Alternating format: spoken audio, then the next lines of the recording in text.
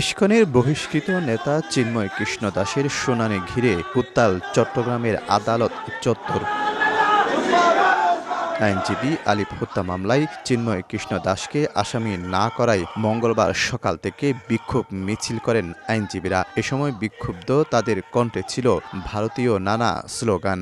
আলিফ ভাইকে ইস্কনের সন্ত্রাসী জঙ্গি গোষ্ঠী বর্বরিতভাবে আইওবি জাহিয়াতকে হার মারিয়ে কুপিয়ে হত্যা করেছে। সংশ্লিষ্ট থানার ওসি এবং যে পুলিশ কর্মকর্তা ইস্কনকে মাইক দিয়ে উস্কানি দেওয়ার সহযোগিতা করেছে তাকে গ্রেপ্তারের দাবি জানাচ্ছি।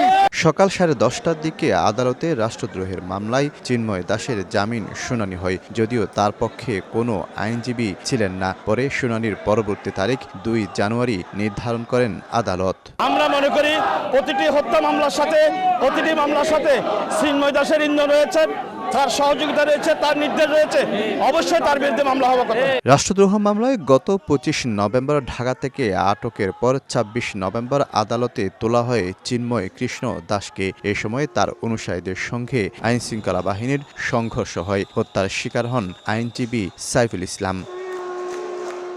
শফিকুল আলম, সময় সংবাদ, চট্টগ্রাম।